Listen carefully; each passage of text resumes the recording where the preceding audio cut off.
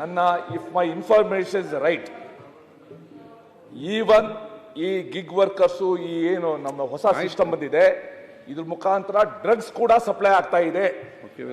ಸರ್ಕಾರ ತನ್ನ ಹತಾಶೆನ ತನ್ನ ಅಸಹಾಯಕತೆನ ತೋರಿಸಬಾರ್ದು. ಅಲ್ಲ ಸರ್, ಸಮಾಚಾರ ಹೋಗ್ತಾ ಇದೆ,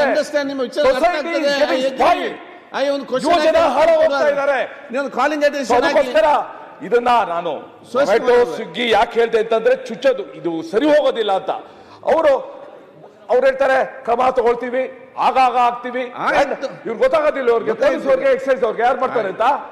ಕಾಲಿಂಗ್ ಅಟೆನ್ಷನ್ ಆಗಿ ಚರ್ಚೆ ಮಾಡಿ. ಜಿ.ಟಿ. ಪಾಟೀಲ್ ಅಲ್ಲ, ನಂದೊಂದು ಸಲಹೆ ಅಧ್ಯಕ್ಷೆ, ಇವ್ರೇನಾದ್ರು ಟಾರ್ಗೆಟ್ ಫಿಕ್ಸ್ ಮಾಡಿ ಇಷ್ಟು ಮಾರ್ಬೇಕು ಅಂತ ಇದ್ರೆ ಲೈಸೆನ್ಸ್ ಕೊಡ್ಲಿ, ಬೇರೆ ಬೇರೆ ಪ್ರೈವೇಟ್ ಆಗಿ ಮಾರೋದ್ ನಿಲ್ಲಿಸ್ಲಿ. ಮಕ್ಳಿಗೆ ಏನಾಗುತ್ತೆ, ದೂರ ಹೋಗಿ ಕುಡಿ ತಗೊಂಡು ನಾಚ್ಕೋತಾರೆ. ಮೊಬೈಲ್ ಸಿಸ್ಟಮ್ ಅಲ್ಲಿ ನಿಮಿಷ ಅಧ್ಯಕ್ಷೆ, ನೀವು ಲಘುವಾಗಿ ತಗೋಬೇಡಿ. ಇದು ಒಂದ್ ನಿಮಿಷ ಕೇಳಿ. ಎಲ್ಲಿ ಕೆಲಸ ಮಾಡ್ತಿರ್ತಾರಲ್ಲ ವರ್ಕರ್ಸ್, ಹಾರ್ಡ್ ವರ್ಕ್ ಮಾಡ್ಕೊಂಡು ಗುದ್ಲಿ ಹಿಡ್ಕೊಂಡೆಲ್ಲ ಮಾಡ್ತಾ ಇರ್ತಾರಲ್ಲ, ಅಲ್ಲಿಗೆ ಟಿವಿಎಸ್ ಅಲ್ಲಿ ತಗೊಂಡೋಗಿ ಮಾಡ್ತಾ ಇದಾರೆ. ದಯಮಾಡಿ ಅಲ್ಲಿ ನೋಡಿ ನೀವು ಆ ಪರಿಸ್ಥಿತಿ. ಜಿ.ಟಿ. ಪಾಟೀಲ್ ಸನ್ಮಾನ್ಯ ಅಧ್ಯಕ್ಷರೇ, ಮಾನ್ಯ ಸುರೇಶ್ ಕುಮಾರ್ ಅವರು ಬಹಳ ಹಿರಿಯ ಶಾಸಕರು, ಸಚಿವರಾಗಿದ್ದಂಥವ್ರು. ನೀವು ಈ ಸ್ವಿಗ್ಗಿ ಝೊಮ್ಯಾಟೊ ಅಲ್ಲೆಲ್ಲ ಡ್ರಗ್ಸ್ ಮಾರ್ತಾರೆ, ನಮಗೆ ಇನ್ಫಾರ್ಮೇಷನ್ ಒಂದು ಇನ್ಫಾರ್ಮೇಷನ್ ಇದೆ ಅಂತ ಹೇಳಿದ್ರಿ. ದಯಮಾಡಿ ಆ ಇನ್ಫಾರ್ಮೇಷನ್ ಏನಿದ್ರೆ ನಮಗೆ ಶೇರ್ ಮಾಡಿ. ಯಾವ ಸ್ವಿಗ್ಗಿ ಡ್ರಗ್ಸನ್ನು ಸಪ್ಲೈ ಮಾಡ್ತಾರೆ, ಝೊಮ್ಯಾಟೊನವರು ಡ್ರಗ್ಸ್ ಸಪ್ಲೈ ಮಾಡ್ತಾರೆ, ಯಾಕೆಂದರೆ ಭಾಳ ಸೀರಿಯಸ್ ಆಗಿ ತಾವು ಹೇಳಿದಿರಿ ಅಜಯ್. ಇದು ನಾವು ಮಾನ್ಯ ಮುಖ್ಯಮಂತ್ರಿಗಳು ಇದೇ ಸದನದಲ್ಲಿ ಬೆಂಗಳೂರಿನಲ್ಲಿ ಡಿಕ್ಲೇರ್ ಮಾಡಿದರು. We declare a war against drugs in Karnataka, drug free Karnataka ಮಾಡ್ತೇವೆ ಅಂತ ಹೇಳಿ ಡಿಕ್ಲೇರ್ ಮಾಡಿದ್ವಿ. ಆ ಇದರಲ್ಲಿ ನಾವು ಭಾಳ ಹೋರಾಟವನ್ನೇ ಮಾಡ್ತಾ ಇದ್ದೀವಿ.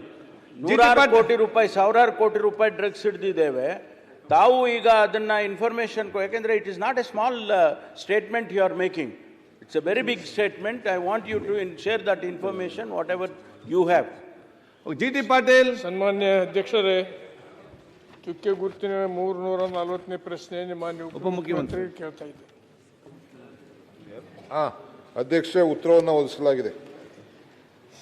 ಅಧ್ಯಕ್ಷರೇ, ಉತ್ತರವನ್ನು ಕೊಟ್ಟಿದ್ದಾರೆ, ಸಮರ್ಪಕವಾಗಿ ಇಲ್ಲ ಅನ್ನುವಂಥದ್ದು ನನ್ನ ಅಭಿಪ್ರಾಯ. ಕಳೆದ 5-6 ವರ್ಷಗಳಿಂದ ಈ ಹಿಡಕಲ್ ಜಲಾಶಯದಿಂದ GLBC ಮತ್ತು GRBCಗೆ ನಮಗೆ ನೀರೇ ಬರ್ತಾ ಇಲ್ಲ, ಕೊನೆಯ ಹಳ್ಳಿಗಳು ನಮ್ಮ. ಅದಕ್ಕೆ ಅನೇಕ ರಿಪೇರಿ ಮಾಡಬೇಕಾಗಿದೆ.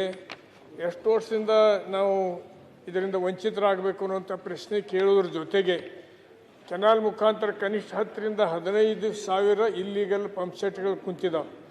ಅವನ್ನ ತೆಗಿಬೇಕು ಅಂದ್ರೆ ನಮ್ಗೆ ನೀರು ಬರ್ತೈತಿ. ಇಲ್ದಿದ್ರೆ ನೀರಿನ ಪ್ರಮಾಣ ಹೆಚ್ಚಿಬಿಟ್ಟು ಅವ್ರು ಏನು ಕನ್ಸ್ಯೂಮ್ ಮಾಡ್ತಾರೆ ಅಷ್ಟು ನೀರಿನ ಪ್ರಮಾಣ ಹೆಚ್ಚಿಬಿಟ್ಟು ನಮಗೆ ಕೊನೆಯ ಹಳ್ಳಿಗಳಿಗೆ ನೀರು ಬರೋ ರೀತಿಯೊಳಗೆ ಸನ್ಮಾನ್ಯ ಉಪಮುಖ್ಯಮಂತ್ರಿ ಕ್ರಮ ಕೈಗೊಳ್ಬೇಕಂತ ನಾವು ಒತ್ತಾಯ ಮಾಡ್ತೀನಿ.